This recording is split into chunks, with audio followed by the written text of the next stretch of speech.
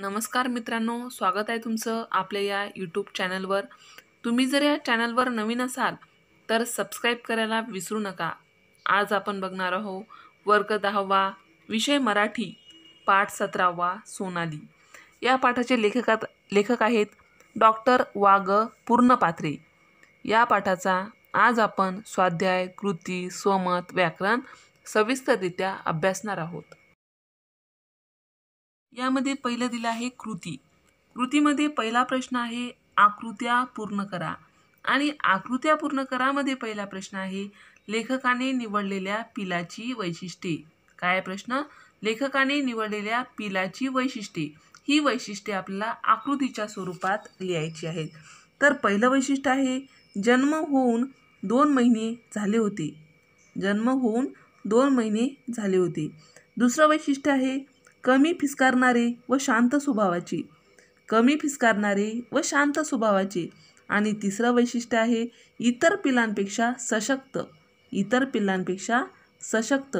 अशा प्रकारे लेखकाने निवडलेल्या पिलांची वैशिष्ट्ये आपल्याला आकृतीच्या स्वरूपात लिहिता येतात.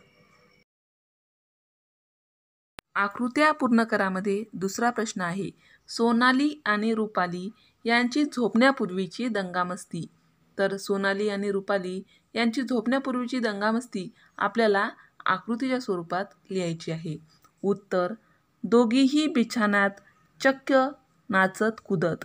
दोघीही बिछाण्यात चक्क नाचत कुदत. थकल्यावर झोपण्यासाठी आपापली जागा पकडत.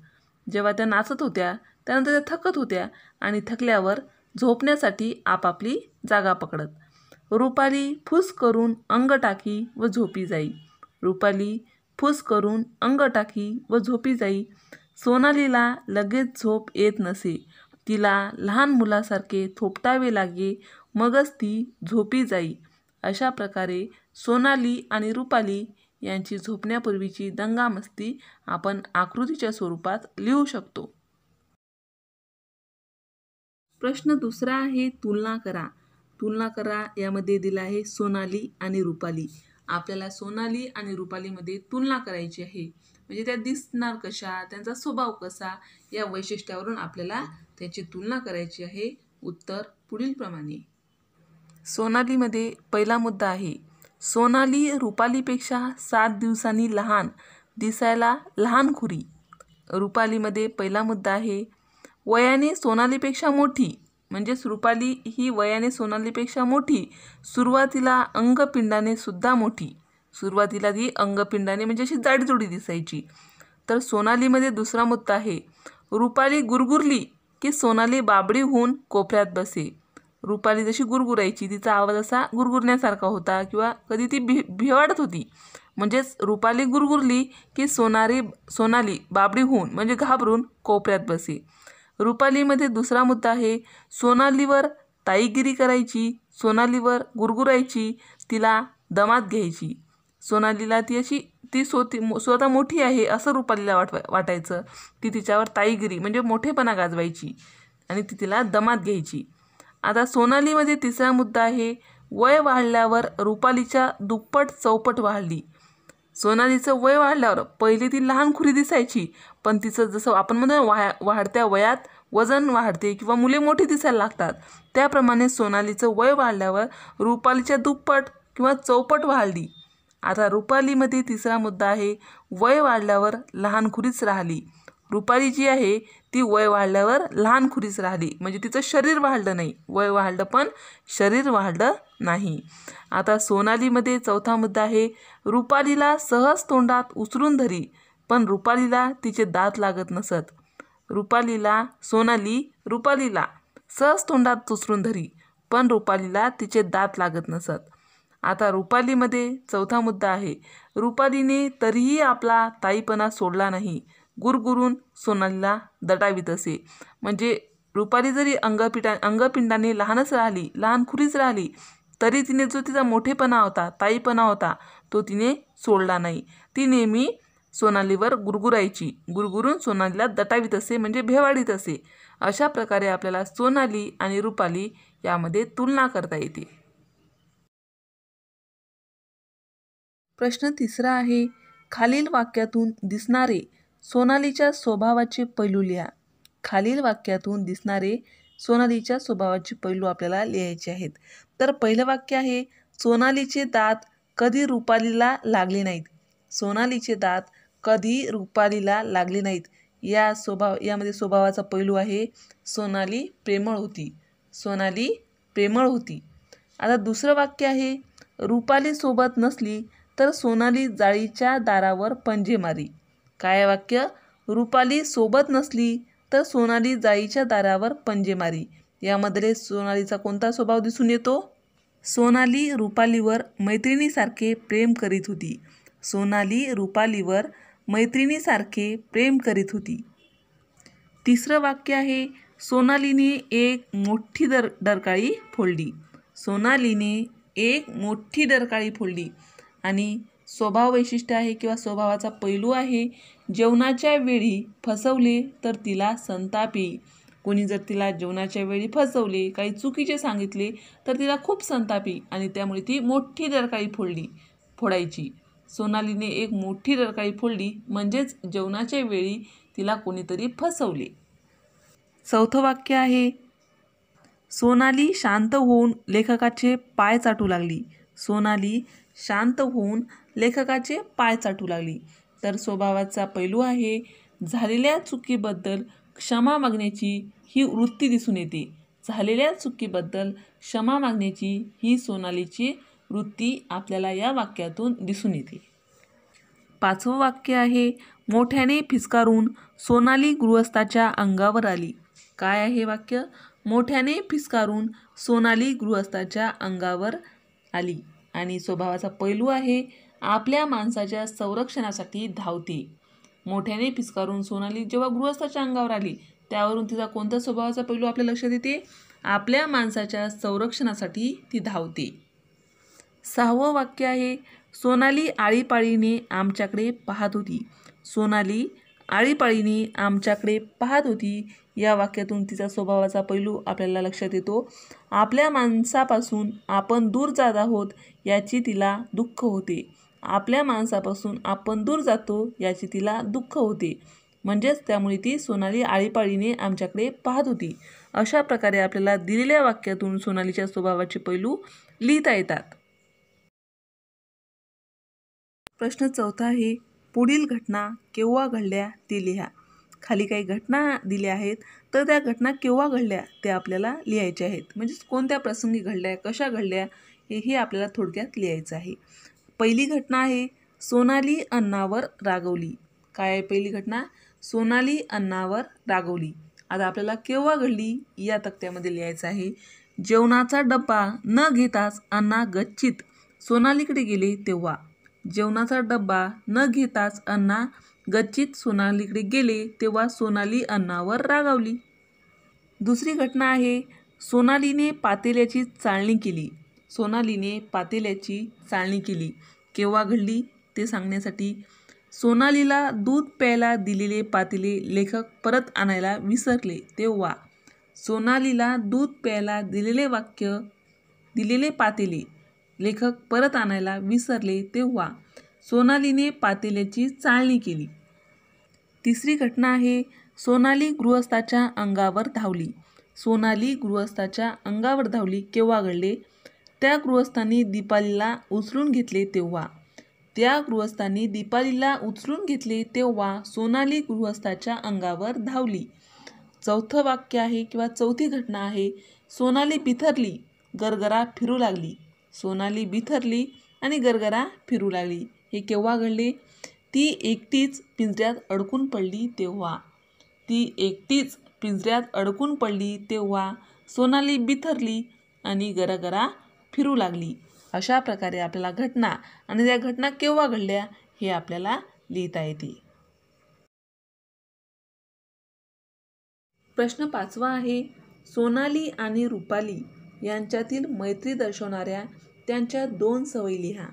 पहिली सवय आहे, सोनाली व रुपाली एकत्र फिरत एकत्र झोपत. सोनाली व रुपाली एकत्र फिरत एकत्र झोपत. यावरून त्यांची मैत्री आपोआप लक्ष द्यायची ही त्यांच्या मैत्रीची एक महत्त्वपूर्ण सवय होती. आणि दुसरी सवय आहे एकत्र जेवण घेत. त्या दोघी म्हणजे रुपाली आणि सोनाली ह्या काय करत, एकत्र जेवण घेत. अशा प्रकारे त्यांच्या सवयी आपण लिहू शकतो. प्रश्न 6 आहे, खालील वाक्प्रचारांचे अर्थ सांगून वाक्यात उपयोग करा.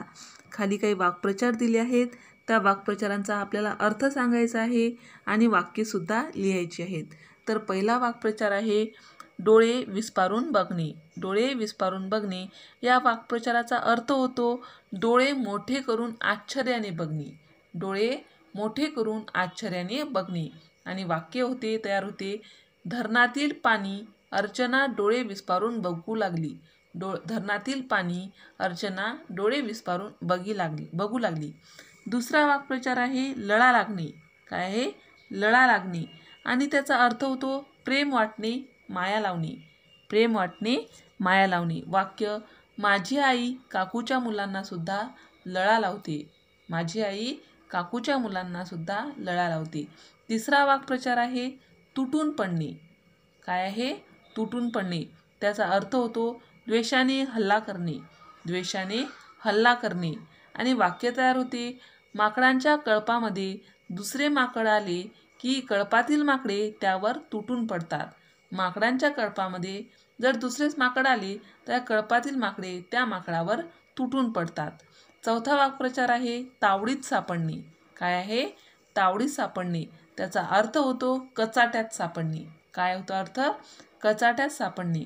आणि वाक्य तयार होते, शेतातून भुईमुगाच्या शेंगा चोरून नेणारा चोर बाबाच्या तावडीत सापडल्यावर बाबाने त्याला खूप मारले. शेतातून भुईमुगाच्या शेंगा चोरून नेणारा चोर बाबाच्या तावडीत सापडल्यावर बाबाने त्याला खूप मारले. अशा प्रकारे आपण वाक्प्रचारांचे अर्थ सांगून वाक्यात उपयोग लिहू शकतो. प्रश्न 7 आहे स्वमत. स्वमतमध्ये पहिला प्रश्न आहे, सोनाली व दीपाली यांच्यातील जिव्हाळा व्यक्त करणारा प्रसंग तुमच्या शब्दात लिहा. काय आहे प्रश्न, सोनाली व दीपाली यांच्यातील जिव्हाळा व्यक्त करणारा प्रसंग तुमच्या शब्दात लिहा. उत्तर, एकदा दीपाली सोनालीबरोबर खेळत बसली होती. सोनाली आता आमच्या घरच्यापैकी एक झाली होती.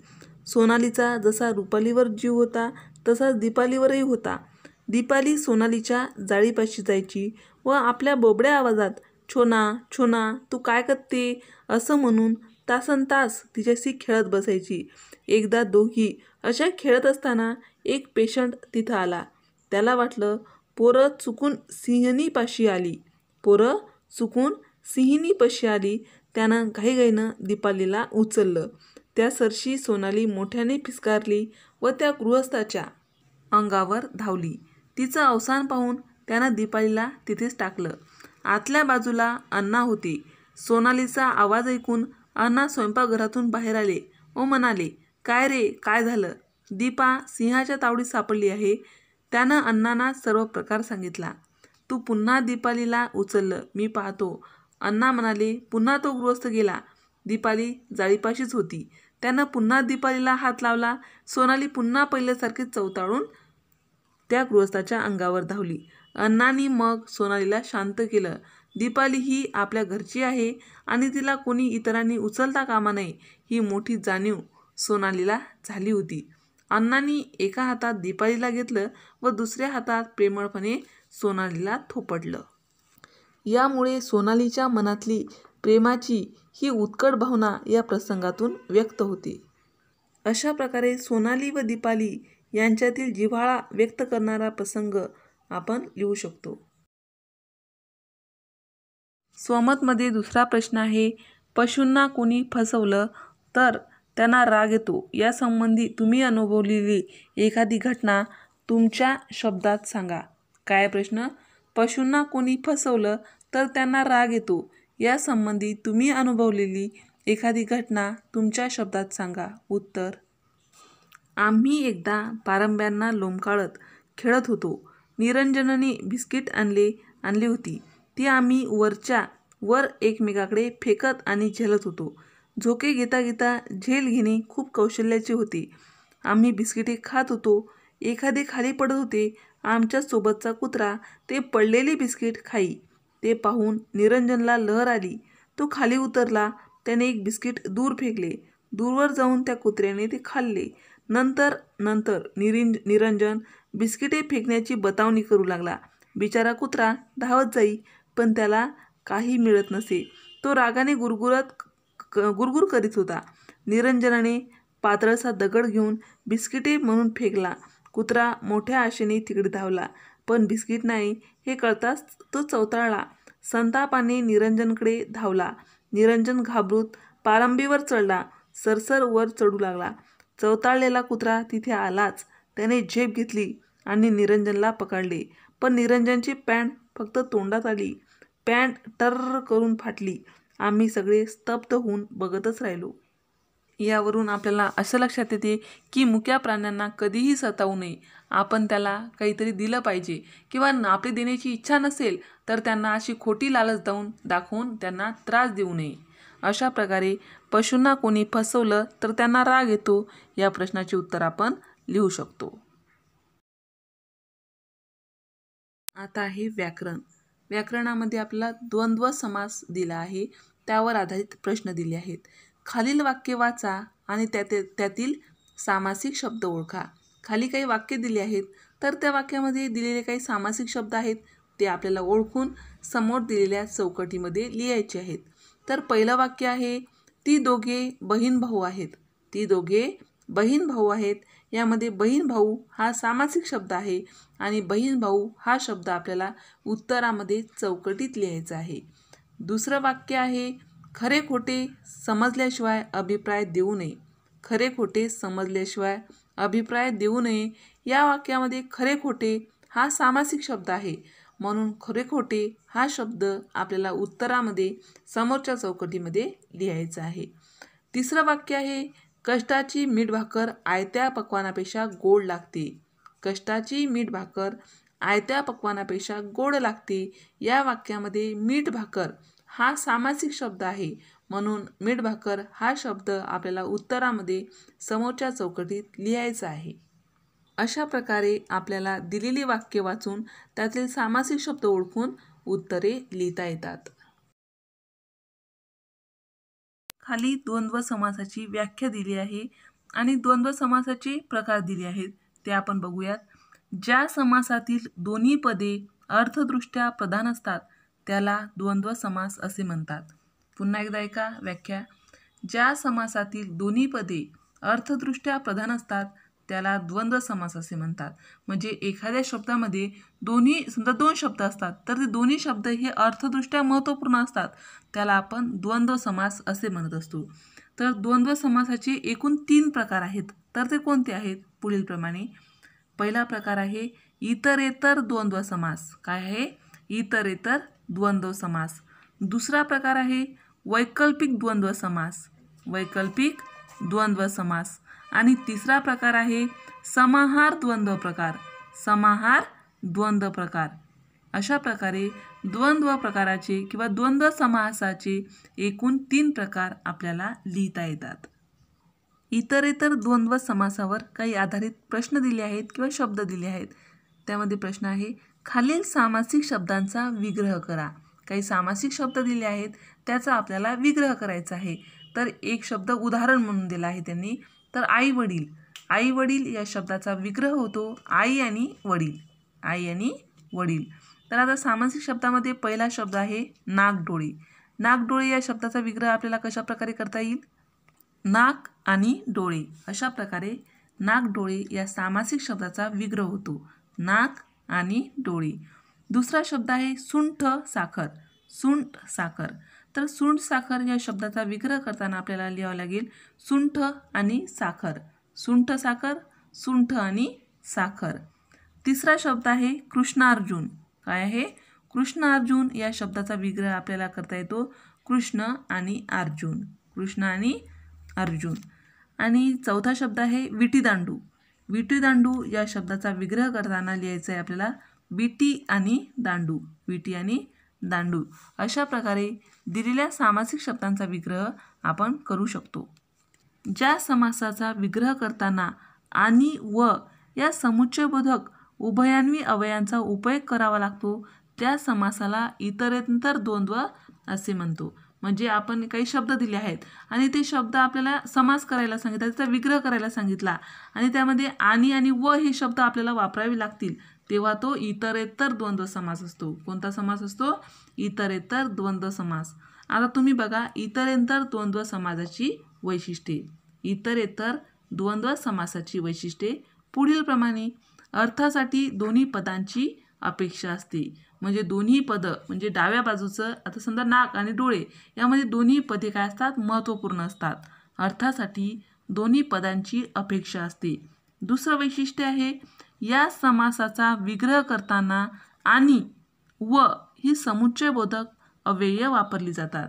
जर आपल्याला या शब्दाचा विग्रह करायचा असेल तर आपण आणि व ही समुच्चयबोधक अव्यय वापरत असतो. अशा प्रकारे इतरत्र द्वंद्व समासाची वैशिष्ट्ये आपण लिहू शकतो. आता आपण बघूया द्वंद्व समासाचा दुसरा प्रकार. तो आहे वैकल्पिक द्वंद्व समास. काय आहे? वैकल्पिक द्वंद्व समास. खाली काही वाक्य दिली आहेत. खालील वाक्य वाचा आणि त्यातील सामासिक शब्द ओळखा. खाली काही वाक्य दिली आहेत त्यामध्ये आपल्याला दिलेले सामासिक शब्द ओळखायचे आहेत. तर पहिलं वाक्य आपल्याला त्यांनी उदाहरण म्हणून दिलं आहे. काय वाक्य? बरे वाईट प्रसंग सगळ्यांच्याच जीवनात येतात. बरे वाईट प्रसंग सगळ्यांच्याच जीवनात येतात. या वाक्यामध्ये बरे वाईट हा सामासिक शब्द आहे आणि त्या बरे वाईट शब्दाचा विग्रह होतो बरे किंवा वाईट. काय होतो? बरे किंवा वाईट. तर यामध्ये पहिलं वाक्य आहे कुठलीही गोष्ट स्वीकारण्यापूर्वी सत्यासत्याचा विचार करावा. कुठलीही गोष्ट स्वीकारण्यापूर्वी सत्यासत्याचा विचार करावा. या वाक्यामध्ये सत्यासत्य हा सामासिक शब्द आहे. सत्यासत्य हा सामासिक शब्द आहे. तर या सत्यासत्य या शब्दाचा विग्रह करता येतो आपल्याला सत्य किंवा असत्य. काय होतो? सत्य किंवा असत्य. आता दुसरं वाक्य आहे सभेला 4-5 माणसेच उपस्थित होती. सभेला 4-5 माणसेच उपस्थित होती. या वाक्यामध्ये 4-5 हा सामासिक शब्द आहे. 4-5 हा सामासिक शब्द आहे आणि 4-5 या शब्दाचा विग्रह होतो 4 किंवा 5. 4 किंवा 5 अशा प्रकारे आपल्याला वैकल्पिक द्वंद्व संबंधित वाक्य स्पष्ट करता येतात. ज्या समासाचा विग्रह करताना किंवा अथवा वा या विकल्पबोधक उभयान्वी अव्ययाचा उपयोग करावा लागतो त्यास वैकल्पिक द्वंद्व असे म्हणतात. पुन्हा एकदा ऐका. ज्या समासाचा विग्रह करताना किंवा अथवा वा या विकल्पबोधक उभयान्वी अव्ययाचा उपयोग करावा लागतो त्यास वैकल्पिक द्वंद्व समास असे म्हणतात. म्हणजे अशी काही उदाहरणे असतील आणि त्यामध्ये आपल्याला किंवा अथवा किंवा वा हे शब्द वापरावे लागतील तेव्हा असं समजावे लागेल ते वैकल्पिक द्वंद्व समासाचे उदाहरणे आहेत. आता वैकल्पिक समासाची वैशिष्ट्ये बघा. दोन्ही प्रधान पदापैकी एकाचीच अपेक्षा असते. दोन्ही प्रधान पदापैकी जेव्हा एकाचीच अपेक्षा असते तेव्हा ते वैकल्पिक द्वंद्व समासाचं उदाहरण असते. म्हणजे बरे किंवा वाईट दोन्हीपैकी एकच असते. कधी बरे असते किंवा कधी वाईट असते. अशा प्रकारे ते वैकल्पिक समास असतो. दुसरं वैशिष्ट्य आहे समासाचा विग्रह करताना किंवा अथवा वा यापैकी एखादे विकल्पबोधक उभयान्वी अव्यय वापरावे लागते. अशा प्रकारे आपण वैकल्पिक द्वंद्व समास अभ्यासला आहे. आता आहे द्वंद्व समासाचा तिसरा प्रकार. तो आहे समाहार द्वंद्व समास. समाहार द्वंद्व समास यामध्ये उदाहरण दिलं आहे सहलीला जाताना पुरेसे अंथरूण पांघरून सोबत घ्यावे. सहलीला जाताना पुरेसे अंथरूण पांघरून सोबत घ्यावे. अंथरूण पांघरून म्हणजे अंथरण्यासाठी व पांघरण्यासाठी लागणाऱ्या वस्तू व इतर कपडे. आता खालील वाक्य वाचा व त्यातील सामासिक शब्द ओळखा. कोपऱ्यावरच्या मंडईत भाजीपाला चांगला मिळतो. कोपऱ्यावरच्या मंडईत भाजीपाला चांगला मिळतो. या वाक्यामध्ये सामासिक शब्द आहे भाजीपाला. काय आहे? भाजीपाला. तर चौकटीमध्ये लिहायचं आहे आपल्याला भाजीपाला. दुसरं वाक्य आहे गरिबास कपडा लत्ता द्यावा अन्न पाणी द्यावे. गरिबास कपडा लत्ता द्यावा अन्न पाणी द्यावे. या वाक्यामध्ये 2 सामासिक शब्द आहेत. पहिला आहे कपडा लत्ता आणि दुसरा आहे अन्न पाणी. तर हे 2 शब्द आपल्याला समोर दिलेल्या 2 चौकटीमध्ये लिहायचे आहेत.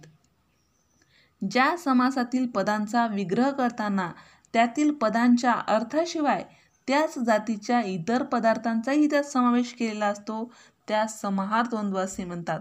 पुन्हा एकदा ऐका.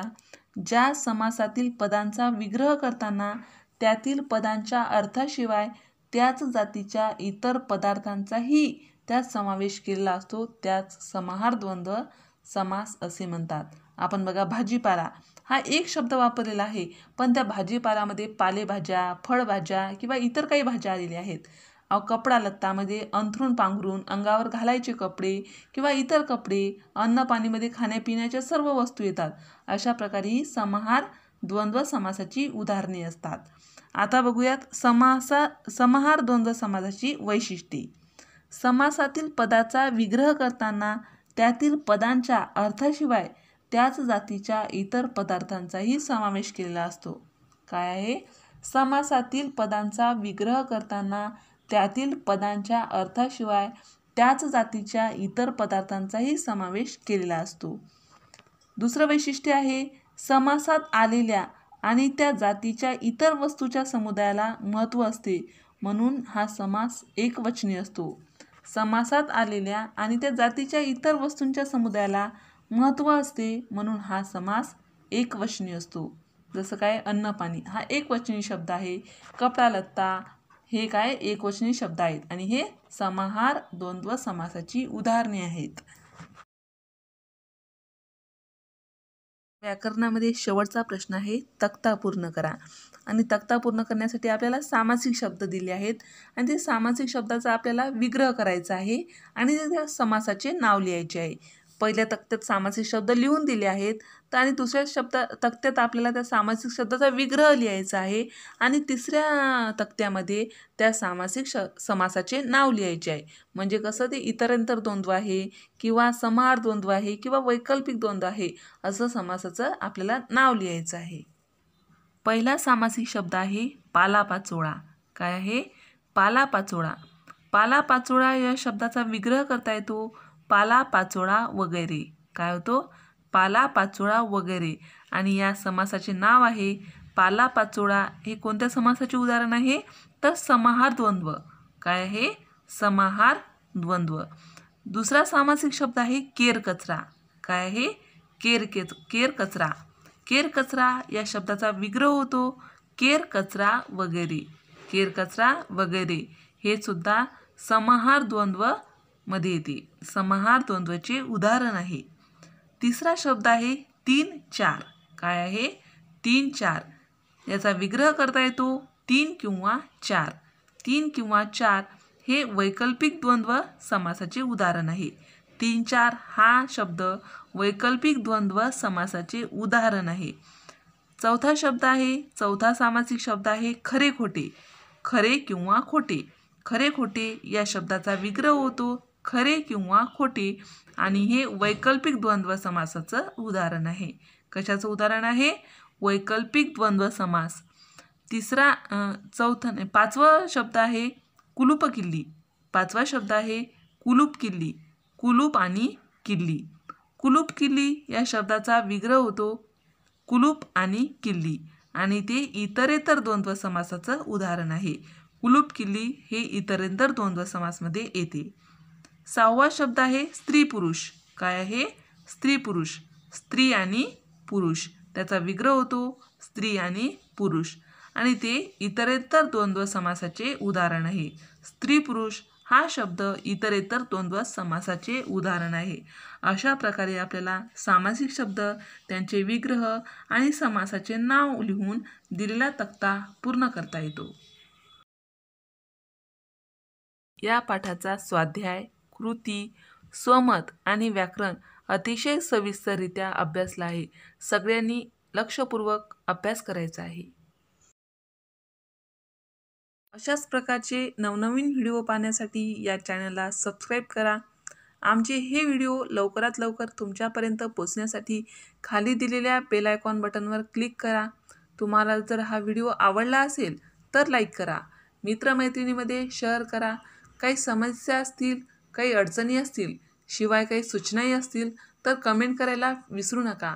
हा व्हिडिओ शेवटपर्यंत पाहिल्याबद्दल धन्यवाद.